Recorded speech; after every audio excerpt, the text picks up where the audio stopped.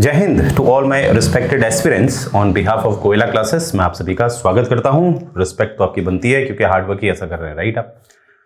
तो देखिए, जो मेन स्टडी की जो सीरीज चल रही है, मैंने हमेशा कहा है कि ये रैंडमली किसी भी सब्जेक्ट में, यानी कि जीएस के किसी भी सब्जेक्ट में हम उसमें उससे संबंधित प्रश्न आप तक पहुंचाते हैं, जिससे कि जो ऑलरेडी तैयारी कर चुके हैं उनका रिवीजन हो पाए, और जो नए हैं, जो नए हमसे जुड़े हुए हैं, तो उनको भी फायदा ये होता है कि मैं बेसिक से पढ़ाता हूँ, राइट। कोई भी मुद्दा है, कोई भी टॉपिक है, किसी भी विषय से हो, तो मैं उसे बेसिक से ही पढ़ाने का प्रयास करता हूँ, राइट। तो आइए, जैसे कि हमारा जो प्रश्न था, जो कल आपको दिया गया था, वो प्रश्न ज्योग्राफी से संबंधित है। वो है what are jet streams, explain करना है आपने। और ज्योग्राफी को जितना हम डायग्राम से समझें, ज्योग्राफी हमें ज्यादा समझ में आती है। तो मैंने इस बात का ध्यान दिया है कि जितना ज्यादा हो सके मैं डायग्राम का सहारा लूं, राइट। और मेंस राइटिंग कैसे करनी है इस पे वो भी हम डिस्कस करेंगे। तो देखिए, ये एक मेंस राइटिंग का जो एक फॉर्मेट होता है वो ऑलरेडी मैं आपको समझा चुका हूं। तो मेरे जो स्टार्टिंग के वीडियोस हैं वो आप देख लीजिएगा। और खासकर जो हमारा पोर्टल में जो वीडियोस आ रहे हैं, पोर्टल में जो हमारे वीडियोस आ रहे हैं, जिसमें आपको जो हमारी टेस्ट सीरीज है वो परचेस करनी पड़ेगी। और मुझे पता है आप हमारी टेस्ट सीरीज जरूर परचेस करेंगे। दो कारण है, पहला बहुत जेन्युइन है, बहुत एक जो उसके प्राइस है हमने बहुत जेन्युइन रखे हैं, और दूसरा आप वहां जो है एक बेसिक से हम आपको पढ़ा रहे हैं सिस्टमेटिक वे में, राइट। तो देखिए, स्टार्ट करने से पहले एक अब्दुल कलाम साहब का एक कोट से मैं शुरुआत करता हूं कि creativity is seeing the same thing but thinking differently. यानी कि क्रिएटिविटी क्या होती है? क्रिएटिविटी ये होती है कि जब आप किसी वस्तु को देखते हैं जो और लोगों ने भी देखी है, परंतु जब आप उस वस्तु को देखते हैं तो आपका देखने का नजरिया ही दूसरा होता है, राइट। जैसे किसी के सर पे एप्पल गिरा, उससे पहले भी तो गिरे होंगे एप्पल, पर जिसके सर में गिरा उसने सोचा ये नीचे क्यों गिरा, तो वहीं से हमारा किसका आविष्कार हो जाता है? ग्रेविटी का, गुरुत्वाकर्षण का, राइट। तो आपने अगर एक ऑफिसर बनना है तो आपको देखने का नजरिया थोड़ा डिफरेंट करना पड़ेगा, राइट। तो आगे बढ़ते हैं, तो क्वेश्चन पे हम आते हैं। अब देखिए, क्वेश्चन को पढ़ाने से पहले मैं आपको कुछ बताता हूं जो आपको पता होना चाहिए कि एक ट्रैक्टर जो होता है, जो एक ट्रैक्टर गाड़ी होती है, उसको मैं जोड़ रहा हूं पृथ्वी से। देखिए कैसे, फटाफट हम समझेंगे। देखिए, मेरी ड्राइंग इतनी अच्छी नहीं है बट समझ अच्छी है, ठीक है। तो देखिए यहां पर जैसे ये मेरा एक ट्रैक्टर मैंने बनाया है, ठीक है। इसे आप ट्रैक्टर मान लीजिए, ये छोटा टायर है, ये बड़ा टायर है, राइट। ऐसे ही होता है, राइट।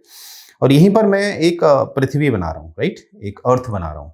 और इसको भी मैं एक इसका भूमध्य है, ये भूमध्य रेखा, और एक रेखा मैं यहां पर काट रहा हूं जिसको मैं 80 डिग्री मान रहा हूं, ठीक है। तो यानी कि जब मैं 80 को बाहर निकालता हूं, काट के मैंने इसको काट दिया है और बाहर निकाल रहा हूं, तो ये कुछ इस तरह से मिलेगा, ये भी टायर जैसा मिलेगा। और अगर मैंने ये 0 डिग्री के आसपास काट दिया तो यहां से जो निकल के आएगा ये इसके मुकाबले ज्यादा बड़ा होगा, राइट।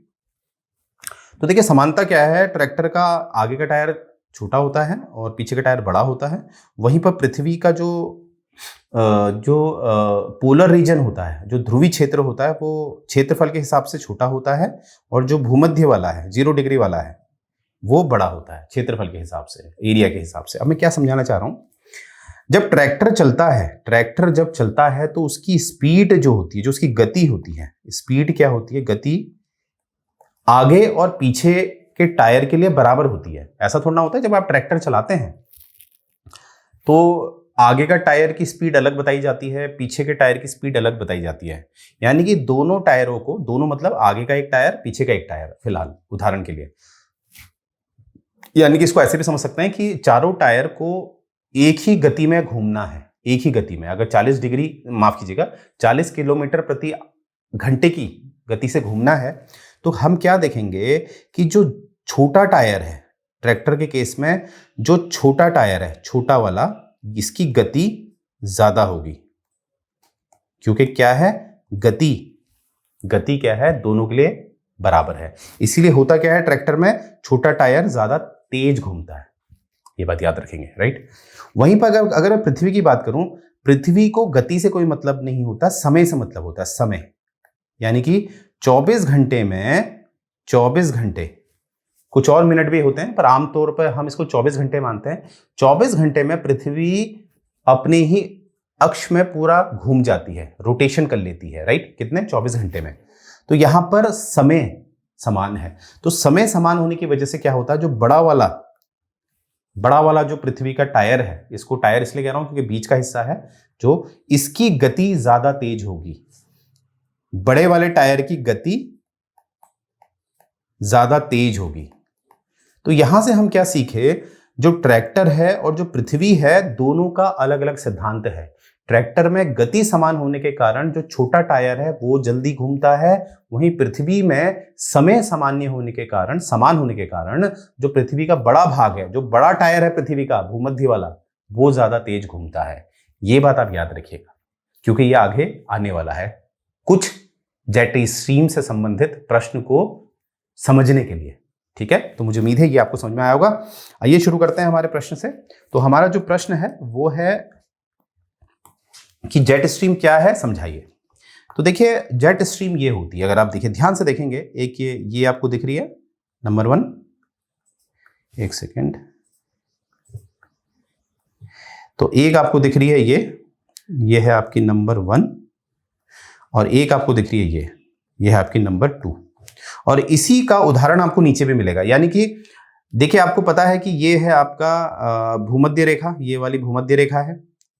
तो जैसे 2 यहां पर है तो वैसे ही 2 यहां पर है, और जैसे 1 यहां पर है वैसे ही 1 यहां पर है, क्योंकि कहीं ना कहीं जो उत्तर में होता है वो दक्षिण में भी होता है। अगर कर्क रेखा उत्तर में है तो मकर रेखा दक्षिण में है ना। Tropic of Cancer is in north, then obviously Tropic of Capricorn is also in south, right.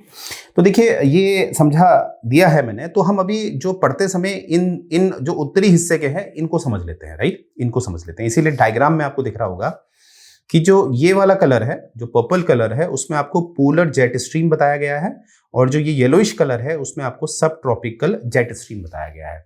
यानी कि ये जेट स्ट्रीम जो है अन्य प्रकार की भी होती हैं, जैसे ईस्टर्ली भी आती है, डोंट वरी, उसको मैं अगले भाग में बताऊंगा। अभी इतना याद रखेंगे, मुख्यतः जो जेट स्ट्रीम है उसको 2 में विभाजित किया गया है, पोलर जेट स्ट्रीम जो ऊपर वाला हिस्सा आपको दिख रहा है, और सब ट्रॉपिकल जेट स्ट्रीम। आइए अब इसको समझते हैं। पहले ये समझते हैं जेट स्ट्रीम क्या होती है, ठीक है।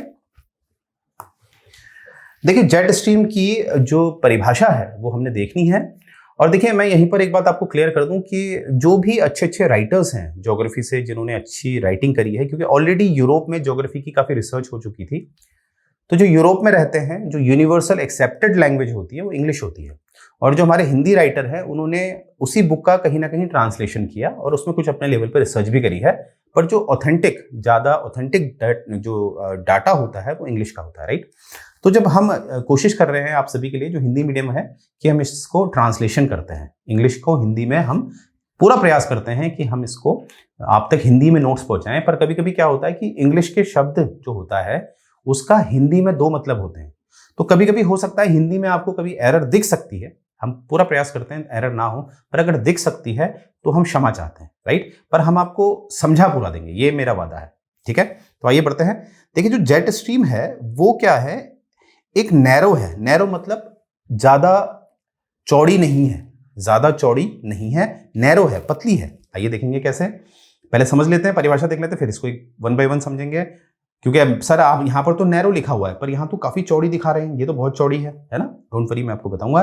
फास्ट मूविंग है, यानी कि इसकी गति क्या है, काफी तेज है, गति इसकी काफी तेज है बिल्कुल। देखिए 320 किलोमीटर प्रति आवर की गति से ये बह सकती है, ये अधिकतम बताई गई है। पर इमेजिन करिए 320 किलोमीटर प्रति घंटे की स्पीड, इमेजिन करिए, ये इसकी गति है अधिकतम, ठीक है। और ये कहाँ है, हमारे जो अपर एटमॉस्फेयर होता है, यानी कि जो हमारा ऊपरी वायुमंडल होता है वहां पर ये स्थित होती है। ऊपरी यानी कि नीचे नहीं। देखिए कुदरत ने भी कैसे फिक्स कर रखा है, नीचे करते तो हम सर्वाइव ही नहीं कर पाते, मकान बनाते मकान सब उड़ जाते। ये ऊपरी है, ठीक है। अब ऊपरी कहाँ है वो भी हम देखेंगे। तो ऊपरी से यहां तात्पर्य है 30,000 से 40,000 फीट। जब आप 30,000 फीट को लगभग किलोमीटर में परिवर्तित करोगे तो ये 9 किलोमीटर के आसपास आएगा। आई रिपीट, जब 30,000 फीट को आप किलोमीटर में परिवर्तित करोगे तो 9 किलोमीटर के आसपास आएगा। तो यहां पर तात्पर्य यह है, अगर आप ये वाला देखेंगे, ये जो हमारा वायुमंडल है, तो जो हमारा ट्रोपोस्फियर है, ये आपको दिख रहा होगा ट्रोपोस्फियर। तो ट्रोपोस्फियर ये 0 से 10 डिग्री तक माना गया है, 0 से 10 डिग्री, ठीक है। और ये जो भूमध्य रेखा होती है उसमें ज्यादा ऊपर होता है अगर इसकी तुलना की जाए ध्रुवीय क्षेत्र से। देखिए मैंने क्या कहा, इक्वेटर में ये ज्यादा ऊंचा होता है अगर इसका कंपैरिजन किया जाए पोलर रीजन से। ऐसा क्यों होता है उसके लिए अलग वीडियो बनाऊंगा, राइट। फिलहाल इतना याद रखेंगे। तो यानी कि ये जो ट्रोपोस्फियर जो है, मानते हैं ये वाला हिस्सा ट्रोपोस्फियर है, राइट। तो इसके योले हिस्से में ये बहती है, जो ऊपरी हिस्सा है, ऊपरी हिस्सा है जो, राइट, वहां पर ये बहती है। ठीक है, ये बात आपको समझ में आई होगी। तो यहां तक हम समझ पाए। अब थोड़ा सर आप कहेंगे सर ये नैरो वाला बता दीजिए। नैरो क्या है? ये तो काफी चौड़ा दिख रहा है। नैरो मतलब तो पतला होता है। अब इसी को मैं समझा देता हूं। यहाँ पर देखिए, ये हवा है। हवा क्या करती है, ये जैसे ये इतनी ऐसे बहती है ये हवा, ठीक है, इतनी चौड़ी है। पर ये असल में क्या होता है, ये ग्रुप में बहती है ऐसे, 1 2 3 4 5 इस तरह से। ये एक बंडल यानी कि समूह में बहती है। पर होती क्या है, ये पतली होती है, नैरो होती है। पर प्रतीत क्या होता है, ये काफी चौड़ी है। तो यही वो कहना चाह रहे हैं, राइट। अब मुझे उम्मीद है आप समझ गए होंगे। तो ये परिभाषा आपको समझ में आ गई। जो जेट स्ट्रीम में जब आप मेंस राइटिंग की शुरुआत करेंगे तो इंट्रो में आपने ये लिखना है। इंट्रो में आपने यही लिखना है। क्या सर मुझे डायग्राम बनाना चाहिए? अगर आपकी डायग्राम बनाने की जो कैपेसिटी बहुत अच्छी है, अच्छी बना सकते हैं, तो आप एक फिर बना सकते हैं फटाफट, राइट। ऐसा कुछ नहीं है। ओके, नेक्स्ट हम देखेंगे। देखिए ये गति इसकी यहां दिखा रखी है और चौड़ाई देखिए इसकी कैसी है, राइट। पर ये जो मैंने बताया ये ऐसे टूटा हुआ होता है, ठीक है, इस तरह से, राइट। अब देखिए यहां पर एक नेक्स्ट आप देखेंगे कि ये क्या सिद्धांत है, ये क्या सर ने बता रखा है, राइट। डोंट वरी, बहुत आसान बनाएंगे। देखिए यहां पर बस ये याद रखिएगा, जो हवा है, ये जेट स्ट्रीम है, ये कुछ इस फॉर्म में ये बह रही है। तो ये जेट स्ट्रीम आपको दिख रही है। याद रखिएगा, जहां पर भी जो निम्न दाब होगा, निम्न दाब मतलब लो प्रेशर होगा, वहां पर वो थोड़ा नीचे आ जाएगी अक्षांश के हिसाब से, यानी कि लैटिट्यूड के हिसाब से नीचे आ जाएगी। और जहां पर भी उच्च दाब होगा, उच्च दाब हाई प्रेशर होगा, वहां पर अक्षांश के आधार पर जेट स्ट्रीम ऊपर चली जाएगी। ये भी नियम याद रखेंगे, वो आपके आगे काम आने वाला है। पहला वो ट्रैक्टर वाला नियम जो मैंने बताया, दूसरा ये वाला जेट स्ट्रीम, कि जब दाब कम होगा, जब दाब लो प्रेशर होगा तो नीचे जाएगी, और जब दाब ऊपर होगा तो ऊपर को चली जाएगी। ठीक है, इसको हम आगे देखने वाले, डोंट वरी। अब देखिए ये तो आपको पता ही होगा। जैसे यहां से हमें क्या पता चल रहा है कि जो हमारा ये भूमध्य वाला हिस्सा होता है, जो इक्वेटर जिसे हम कहते हैं, वहां का तापमान, औसतन तापमान। अब सर ये तापमान और औसतन तापमान में क्या फर्क है? औसतन तापमान का मतलब है कि यहाँ का अगर जैसे जब सूर्य 0 डिग्री पे होगा तो 0 डिग्री का तापमान सबसे ज्यादा होगा, और फिर सूर्य 10 डिग्री में पहुंच जाएगा तो फिर 10 डिग्री का तापमान ज्यादा होगा 0 डिग्री के मुकाबले, फिर वही 20 डिग्री में पहुंचेगा। तो ऐसी सूरज की जो सीधी किरणें हैं वो कहां तक जाती हैं? कर्क रेखा तक, यानी कि 23.5 डिग्री तक जाती हैं। तो अगर हम इन सब का तापमान अगर जोड़कर विभाजित कर दें तो जो औसत निकलता है वो अन्य क्षेत्र के हिसाब से, अन्य अक्षांशों के हिसाब से ज्यादा निकलता है। इसीलिए हम कहते हैं ये वाला जो क्षेत्र होता है, यहाँ का औसतन तापमान हमेशा ज्यादा रहता है, क्योंकि जो सूर्य की सीधे किरणें हैं वो कर्क रेखा और मकर रेखा के मध्य ही रहती हैं डायरेक्ट, इससे बाहर वाले क्षेत्र में तिरछी जाती हैं। ठीक है, तो मुझे उम्मीद है आप समझ पाए होंगे। तो यहां से हम क्या सीखे, यहां से जो समझाने का प्रयास किया गया है, देखिए ये जो लाल वाले जो एरो दिख रहे हैं, ये बताया गया है ये गर्म हवाएं हैं। ये जो लाल वाला आपको दिख रहा है ये गर्म हवाएं हैं। तो जब तापमान बहुत ज्यादा होता है, तापमान ज्यादा होगा तो कोई भी वस्तु फैलती है, तो हवाओं का भी ये होता है, वो फैलती हैं और हल्की होती हैं और ऊपर चली जाती हैं, ऊपर चली जाती हैं। इसीलिए उस जगह उस वायुमंडल पे जो दाब होता है वो कम हो जाता है, क्योंकि सब फैल गया, सब ऊपर जा रहा है। तो दाब क्या हो गया, प्रेशर क्या हो गया, कम हो गया। इसीलिए लो प्रेशर क्रिएट हो जाता है। तो यानी कि यहां पर क्या बन जाता है, लो प्रेशर, क्योंकि दाब ज्यादा होने के कारण हवाएं सब ऊपर चली गई हैं। और हवाएं जब ऊपर जाती हैं तो देखिए ये फिर क्या होती हैं, फैलती हैं। कुछ हवाएं दाहिनी तरफ जाएंगी, कुछ हवाएं बाईं तरफ जाएंगी, क्योंकि गुरुत्वाकर्षण की वजह से उनको नीचे आना पड़ता है। तो इस तरह से ये एक लूप बनता है। अब ये लूप को आपने अच्छी तरह स्टडी करना है। देखिए आप समझ पा रहे हैं, ये देखिए। और इसकी जो अधिकतम सीमा होती है ये आपकी स्ट्रेटोस्फीयर है। तो ये जो आपकी हवाएं हैं ट्रोपोस्फियर के, जो ट्रोपोस्फियर मैंने आपको बताया था 9 से 10 किलोमीटर, यहाँ कहीं पर 11 किलोमीटर भी दिखा रहता है, वहां तक इसकी सीमा होती है। वायुमंडल के जो पहली सीमा है ट्रोपोस्फियर की, वहां तक ये जाती हैं। मुझे उम्मीद है आपको समझ में आएगा। ये लूप आप देखिए, ऐसे ये लूप बनता है, ऊपर जा रही हैं, फिर इधर आ रही हैं, फिर इधर को आ रही हैं, क्योंकि यहाँ पर हमेशा क्या बना रहेगा, लो प्रेशर, और हवाएं हमेशा हाई प्रेशर से लो प्रेशर को जाती हैं। तो ये भी आपको समझ में आया होगा।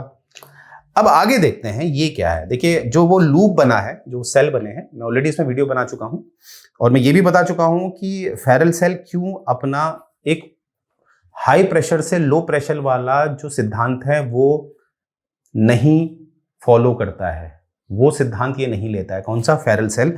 मैंने कारण भी बताया है, हेडले सेल और पोलर सेल की वजह से जो फेरल सेल है वो कहीं ना कहीं उल्टा घूमने लगता है। उसके लिए मैंने ऑलरेडी वीडियो बनाया है, तो मैं यहां पर ज्यादा बात नहीं करूंगा, उस वीडियो को आप देख सकते हैं, राइट। अब देखिए यहां पर जो आप समझिए, अब इसको हमने समझने वाली बात क्या है, देखिए मैं आपको समझाता हूं। इस वाले हिस्से को जरा आप देखिए, देखिए ये है 30 डिग्री, ये भी है 30 डिग्री। अब आपको पता है बीच में है 0 डिग्री, तो आपको पता है अगर तुलना की जाए इसकी और इसकी, तुलना की जाए 30 डिग्री उत्तरी और 0 डिग्री की, तो आपको क्या दिखेगा? जो लो प्रेशर बनेगा वो बनेगा 0 डिग्री पे, और हाई प्रेशर कहां बनेगा? 30 डिग्री पे, अगर मैं तुलना कर रहा हूं 0 डिग्री से, राइट। तो हमेशा हवा क्या कहती है? हवा बहती है हाई प्रेशर से लो प्रेशर। इसीलिए आप देखेंगे जमीनी स्तर पे, एक सेकेंड, जो जमीनी स्तर है वहां पर हवा कहां को कहां जा रही है? वो जा रही है हाई प्रेशर से लो प्रेशर की तरफ। फिर जब वो लो प्रेशर की तरफ जाती है तो उठ जाती है। ये आपको दिख गया सिद्धांत। अब यहीं से देखिए हमें क्या समझना है। अब इसको मैं, इस वाले हिस्से को अगर मैं यहां पर जूम करूं तो आपको दिखेगा कुछ हवाएं इधर से आ रही हैं और ऊपर जा रही हैं, कुछ हवाएं इधर से आ रही हैं ऊपर जा रही हैं, ठीक है। तो यहां पर क्या है? जो हवाएं ऊपर जा रही हैं, यहां पर ऊपर जाने में क्या होता है? ये जो हवा, यहां पर काफी समुद्र है तो यहां पर बरसात होती है, बहुत ज्यादा बरसात होती है, राइट। तो यहां से मैं क्या समझाना चाह रहा हूं आपको, जब हवाएं ऊपर जाती हैं तो वो बरसात करती हैं, ठीक है, क्योंकि अपने साथ वो मॉइस्चर ले जाती है। अगर नीचे समुद्र है, इस क्षेत्र में काफी समुद्र है, तो इसलिए हवाएं करती हैं। इसीलिए मैं क्या समझाना चाह रहा हूं, ये वाला क्षेत्र जो है, यहां पर आप जब आपको हमारे ज्योग्राफी वाले सर जब आपको वनों के बारे में पढ़ाएंगे, फॉरेस्ट के बारे में, तो आपको पता चलेगा कि यहाँ पर जो वन है हमारे, ये सदाबहार रहते हैं, सदाबहार रहते हैं। कारण मैंने आपको बता दिया है, आप समझ गए हैं कि यहाँ औसतन तापमान हमेशा ज्यादा रहता है, इसीलिए लो प्रेशर बना रहता है, इसीलिए यहाँ पर हवाएं उठती हैं, बारिश होती है। अब हमारा जो मेन पॉइंट है, जो मैं आपको बता देता हूं, हम बात करेंगे इस वाले हिस्से की, ये वाले हिस्से की, नंबर 1 पॉइंट और नंबर 2 पॉइंट। क्योंकि जो हमारी सब ट्रॉपिकल जेट स्ट्रीम बनती हैं वो यहां पर बनती हैं, और यहां पर जो बनती है उसे पोलर जेट स्ट्रीम कहते हैं, पोलर जेट स्ट्रीम। अब यहां पर ये जेट स्ट्रीम क्यों बन रही है और ये सब ट्रॉपिकल नाम क्यों? देखिए सब ट्रॉपिकल इसलिए नाम है क्योंकि ये वाला जो क्षेत्र है, जो कर्क रेखा और मकर रेखा के मध्य आता है, वो आपका 30 डिग्री भी हो सकता है, ऐसा कुछ नहीं है। तो 30 डिग्री उत्तरी और 30 डिग्री दक्षिणी के मध्य जो हिस्सा आता है उसे हम ट्रॉपिकल कहते हैं, ठीक है। और ये वाला हमारा जो 60 डिग्री से ऊपर आता है उसे हम कहते हैं पोलर। तो जो बीच का हिस्सा ये वाला, इसको हम कह देते हैं सब ट्रॉपिकल, यानी कि इस वाले हिस्से में कुछ विशेषताएं ट्रॉपिकल की होती हैं और कुछ विशेषताएं इसमें पोलर सेल की होती है, इसीलिए इस वाले हिस्से को हम क्या कह देते हैं? सब ट्रॉपिकल। तो ये कहां पर बन रहा है? ये वाला, तो इसीलिए ये नाम है सब ट्रॉपिकल, ठीक है। और यहां पर क्या बन रही है? जेट। अब जेट कैसे बन रही है वो हमने समझना है, जेट के पीछे क्या लॉजिक है वो देख लेते हैं। अब ध्यान से देखेंगे, क्योंकि मैं देखता हूं यहां पर अगर कोई स्लाइड हमने रखी है ऐसी, चलिए इसी में आपको समझा देता हूं।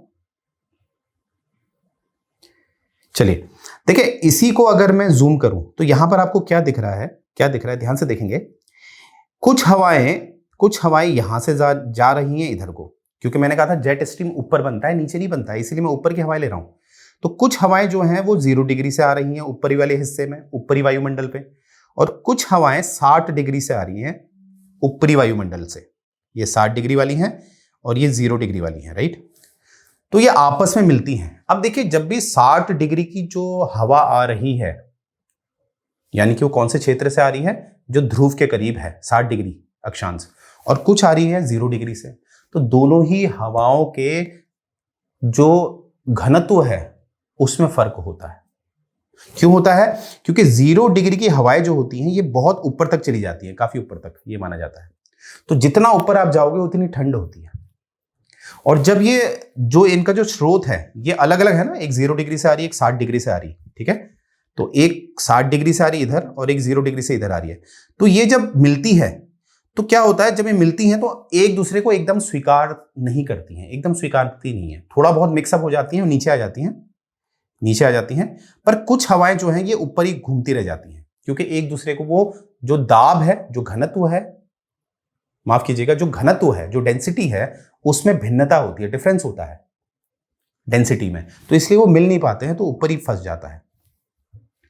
और यही सिद्धांत यहां पर भी लागू होता है, ये वाला हिस्सा, क्योंकि यहां पर अगर आप देखोगे तो हवाएं चाहे नीचे से ऊपर आ रही हैं, नीचे से ऊपर आ रही है, पर देखिए हवाएं एक 0 डिग्री से आ रही है। अगर आप ध्यान से देखेंगे, जो सब ट्रॉपिकल, जो ये पोलर वाली बात है, ये वाली बात, देखिए इसको हटा देता हूं, कंफ्यूजन हो जाएगा वरना। ये वाला तो भी मैंने बता दिया आपको, अलग अलग ऊपर आ रहा है। और यहां पर भी देखिए, ये वाले हिस्से में भी देखिए, एक 30 डिग्री से आ रही है हवा और एक सीधे ऊपर 90 डिग्री से आ रही है। कितनी ठंडी होगी।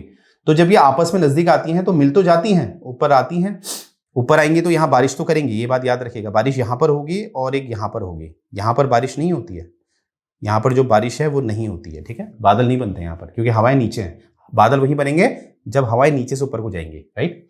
तो यहां पर क्या होता है, यहां पर भी देखिए क्या होता है, ये हवाएं अलग अलग स्रोत से आ रही है, एक 0 डिग्री से आ रही है, एक 90 डिग्री से आ रही है। तो ये आपस में पूरी तरह से नहीं मिल पाती हैं, तो बीच में कुछ हवाएं फंस जाती हैं, कुछ हवाएं फंस जाती हैं।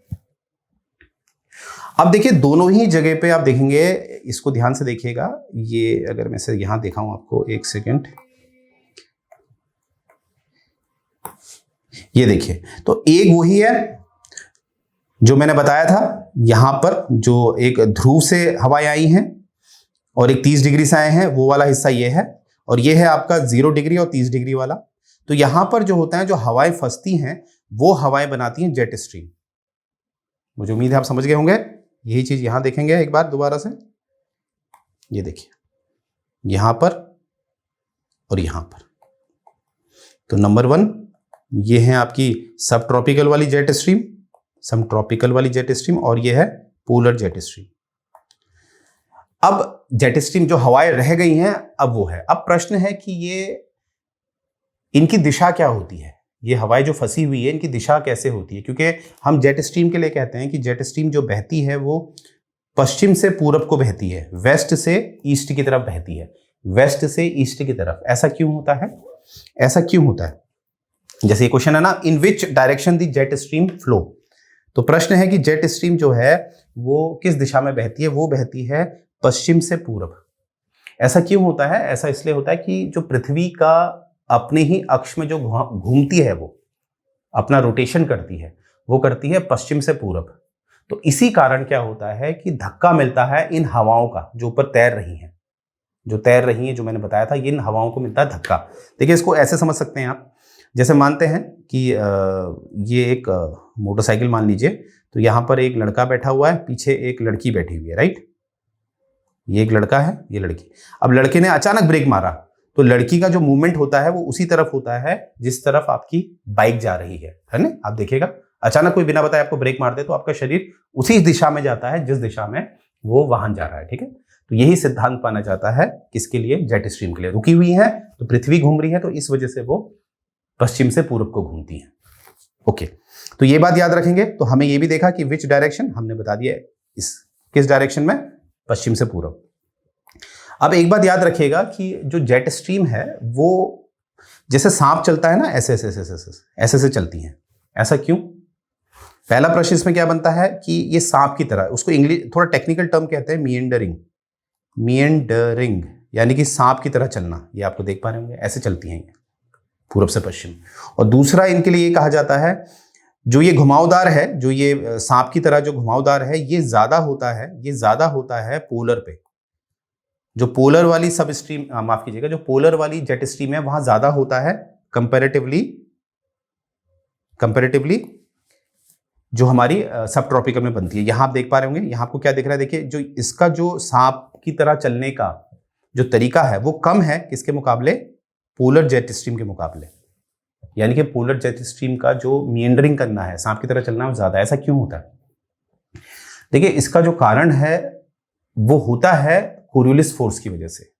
जो कोरियोलिस बल है वो ध्रुव में ज्यादा काम करता है। यानी कि अक्षांश जितना बढ़ेगा, अक्षांश यानी कि जो लैटिट्यूड है वो जितना बढ़ेगा, आपका जो कोरियोलिस बल है, कोरियोलिस फोर्स जो है, कोरियोलिस फोर्स है वो भी उतना बढ़ता है। सर ये कैसे? ये मैं आपको एक बहुत सिंपल उदाहरण से बता देता हूं, एग्जाम में पूछे जाते हैं क्वेश्चन। देखिए अभी मैंने बताया था आपको ट्रैक्टर वाली बात। ट्रैक्टर वाली बात स्टार्टिंग में मैंने बताई थी, इसीलिए बताई थी कि देखिए ट्रैक्टर की जो बड़ा टायर है वो छोटे टायर से धीरे घूमता है। क्यों? क्योंकि इस वहां पर स्पीड समान है, कांस्टेंट है, पर पृथ्वी के केस में समय समान है। तो पृथ्वी के केस में क्या होता है, जो बीच वाला हिस्सा है 0 डिग्री या 10 डिग्री, वो ज्यादा तेज घूमेगा बकाया उसके जो 80 डिग्री 90 डिग्री है, राइट, क्योंकि समय समान है। अब देखिए आगे का आंसर देने से पहले मैं आपको ये बताना चाहता हूं कि जो हमारे टीओ रेटियो की जो टेस्ट सीरीज हैं, जैसे कि 28 अप्रैल जो थी वो लास्ट डेट थी, और अब आपने क्या करना है, जैसे आप देख ही पा रहे हैं कि हमारी जो फैकल्टी है उसका लेवल आप टेस्ट कर चुके हैं, किस तरह का लेवल है, और आपने हम पे भरोसा करना है। और ये टेस्ट सीरीज भी हमने अपने एक्सपीरियंस के हिसाब से बनाई है कि जब आप टेस्ट में बैठे तो 60 to 70% आपका ऑलरेडी क्वेश्चन फंसे, राइट, इसमें से आए। हमारा एक कॉन्फिडेंट भी है, समझे, हम कॉन्फिडेंट हैं इसके लिए। आई डोंट नो, जब भी अनुमान लगाया जाता है वो गलत भी हो सकता है, परंतु इतनी आपको गारंटी देते हैं कि अगर मैं 70% कह रहा हूं तो कहीं ना कहीं वो 30% ऐसे भी आ सकता है, राइट। तो यहाँ पर टेस्ट सीरीज आपने जरूर लेनी है, ये आप देख रहे होंगे तीनों पेपर की हमने टेस्ट सीरीज बनाई है। एक में आपके 10 टेस्ट हैं तो टोटल 30 हो गए। जो आप इंडिविजुअली परचेस करते हैं तो इट विल कॉस्ट यू 2999, और कॉम्बो लेते हैं तो it will cost you only 7909, और कॉम्बो को ही मैं रिकमेंड करूंगा, उससे आपको पता चल जाएगा कि आपका लेवल कैसा है। तीनों पेपरों में कंप्लीट सिलेबस हो जाता है, और इसमें गवर्नमेंट ऑडिट जो चैप्टर है अध्याय 1 से 8 तक लाइन बाय लाइन आपके साथ डिस्कस किए जा रहे हैं। साथ में आपको स्टडी मटेरियल भी दिया जाएगा, और वहीं पर देखिए एक प्रीमियम लेक्चर भी दिया गया है जिसमें स्टडी मटेरियल दिया जाएगा, और जो अकाउंट का जो 1 by 1 जो लाइन बाय लाइन आपसे डिस्कशन किया जा रहा है टीचर्स द्वारा, वो भी आपके साथ शेयर किया जाएगा। केवल किसमें, कितने में, 2999 में। बस इसमें आपकी टेस्ट सीरीज नहीं होगी, राइट। तो इसका भी ध्यान दिया है कि जो लोग अफोर्ड नहीं कर पाते हैं तो वो लोग अफोर्ड कर पाए, ठीक है। फिर आगे बढ़ते हैं, उसी मुद्दे पे आते हैं कि सर वो बता दीजिए जो हम आधे में छोड़ा था आपने। तो देखिए हमें ये समझ में आता है कि जो पृथ्वी का अगर मैं 10 डिग्री का लूं, 10 डिग्री मतलब वो ज्यादा तेज घूमेगा किसके मुकाबले, 80 डिग्री के, ज्यादा तेज घूमेगा। तो इमेजिन करिए यहां पर कोई व्यक्ति खड़ा है, ठीक है, कोई व्यक्ति खड़ा है यहां पर, ठीक है। अब व्यक्ति क्या है, एक इसके नीचे पहिए लगे हैं, ठीक है, और व्यक्ति ने क्या करना है, आगे को एक तीर मारना है, तो वो तीर मारेगा ऐसे, राइट। पर ये जो गाड़ी है इसकी यहां को गति बहुत तेज है क्योंकि ये 10 डिग्री है, और यहां पर भी ये स्थिति हम बनाएंगे, यहां पर भी गाड़ी बनाएंगे, पर इसकी गति हम कम मानेंगे। इसकी गति मान लो हमने मान ली 100 किलोमीटर प्रति घंटा, और इसकी गति हमने मान ली 20 किलोमीटर। रुकिए, मुझे लग रहा है यहां पर ये, क्योंकि 1 सेकेंड पहले आप इसको देख लीजिएगा, जो हमारा 10 डिग्री वाला है, यानी कि अक्षांश जो छोटा अक्षांश है, फिर मैं अलग से आपको बताऊंगा। तो यहां पर की गति ज्यादा होगी। तो देखिए जब इसने ये तीर मारा, तो आपको पता है कि अगर ये उत्तरी गोलार्ध है, उत्तरी गोलार्ध में कोरियोलिस बल क्या करता है, किसी भी वस्तु को दाहिनी तरफ मोड़ देता है। तो इसने जब ये तीर मारा तो ये तीर जब आगे जाएगा असल में ये दाहिनी तरफ मुड़ेगा, क्योंकि कोरियोलिस बल के कारण उत्तरी गोलार्ध में क्या होता है, दाहिनी तरफ मुड़ता है। तो इसकी गति इतनी तेज है कि ये यहीं पहुंच गया है, इसकी गति इतनी तेज है कि इसकी गाड़ी यहां पहुंच गई है, और ये कहीं ना कहीं यहां है, क्योंकि ये अपने आप पृथ्वी की गति के कारण ये अपने आप यहां पहुंच गया है। तो देखा जाए तो इसका जो तीर यहां पहुंचा है तो इसी के सामने पहुंचा है, इसी के सामने पहुंचा है। तो ये माना जाता है कि यहां पर कोरियोलिस 0 के बराबर काम किया है, क्योंकि जहां इसने मारा था, जो निशाना इसका साधा था, वहीं ये पहुंच चुका है। क्यों? क्योंकि 0 डिग्री यानी कि 10 डिग्री पे जो पृथ्वी का घूमना है वो बहुत तेज है। हालांकि कोरियोलिस ने काम किया, दाहिनी तरफ मुड़ी वस्तु, परंतु ये जब यहां पहुंचा तो ये भी तो यहां पहुंच चुका था, तो कोरियोलिस हो गया 0। वहीं पर यही उदाहरण हम लेते हैं जब हम हैं ध्रुव में, तो ध्रुव की गति सबसे तेज होती है। तो ध्रुव का यहां मैं 88 डिग्री अक्षांश ले रहा हूं, 88 डिग्री। तो कंडीशन वही बना रहा हूं। यहां पर हम देख लेते हैं, गाड़ी है, गाड़ी में बैठा हुआ है व्यक्ति। अब इसने कोई तीर चलाया तो तीर ऐसे जाएगा, राइट, तिरछा जाएगा। तो आगे हमने क्या देखा, अब यहां पर जो ध्रुव है वहां पर गति सबसे कम होती है, गति कम है। तो गति कम है तो ये अभी तक यहीं पहुंचा है, राइट, ये अभी तक यहीं पहुंचा है, इसकी गाड़ी यहीं पहुंची है। तो अगर सीधी लाइन खींचें तो देखिए वस्तु, इसने तो सीधे तीर मारा था, परंतु कोरियोलिस लगता है, कोरियोलिस की वजह से इधर घूम गया है। और ये व्यक्ति जो है अभी सिर्फ यहीं पहुंचा है, क्योंकि ये जो नीचे वाला हिस्सा है, जो ध्रुव का हिस्सा है, उसकी गति कम है। तो क्या प्रतीत होता है कि वस्तु जो है वो यहाँ को घूमी है, यानी कि कोरियोलिस बल लगा है, यानी कि वो सीधा जाना चाहिए था पर वो कहाँ चला गया, दाहिनी तरफ। कारण क्या है, यहाँ की गति कम होना, यहाँ की गति कम होना, जो इक्वेटर का हिस्सा है उसकी तुलना में यहाँ की गति कम होना। तो इसीलिए कहा जाता है ध्रुव में कोरियोलिस फोर्स सबसे ज्यादा होता है। तो यहां से मुझे उम्मीद है आप समझ पाए होंगे। तो यही कारण होता है कि कोरियोलिस फोर्स ज्यादा होता है जितना आप ध्रुव की तरफ जाते हैं, इसीलिए यहां पर ज्यादा मीएंडरिंग होती है, और ज्यादा गति भी होती है यहाँ पर, ठीक है। मीएंडरिंग भी ज्यादा होती है, गति, और मीएंडरिंग ज्यादा होने का यानी कि जो सांप की तरह जाता है, और भी कारण होते हैं, जैसे गुरुत्वाकर्षण का कारण होता है, बियोंसे होती है, वगैरह वगैरह। तो उसके लिए कभी अलग चैप्टर बना देंगे, अलग वीडियो बना देंगे। फिलहाल मुझे उम्मीद है आपका बेसिक क्लियर होगा, जो भी मैंने आपको यहाँ तक बताया। तो देखिए मेंस राइटिंग में आपने क्या करना होता है, ज्योग्राफी में सबसे आसान होता है। इंट्रो मैंने बता दिया आपको, जेट स्ट्रीम क्या होती है, और उसकी जो प्रक्रिया है वो आपने दिखा दी।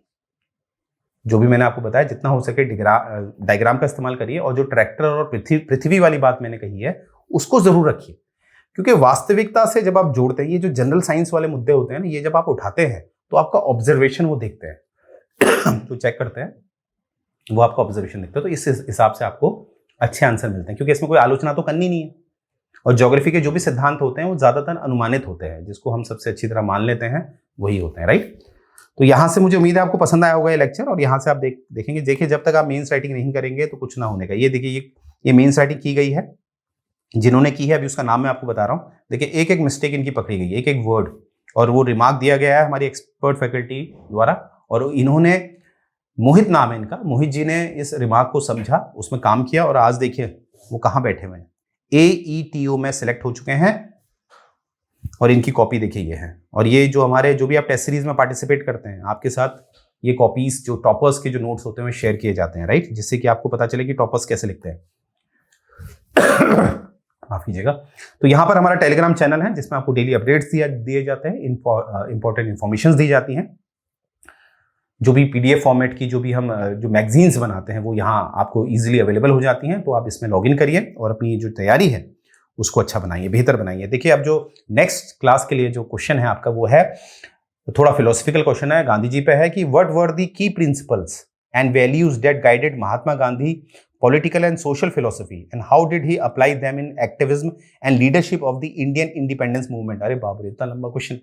देखिए बहुत आसान है, इसमें बात की गई है गांधी जी के सिद्धांतों की, जो भी उनके सिद्धांत थे, जिनके द्वारा उन्होंने कहीं ना कहीं राजनीतिक स्तर पे, सामाजिक स्तर पे, और जो एक फिलोसफिकल जो उनकी बातें थी, उसके द्वारा कहीं ना कहीं उन्होंने समाज में आंदोलन लाए। वो आंदोलन में उन्होंने अहम भूमिका निभाई, क्योंकि उनके सिद्धांत थे।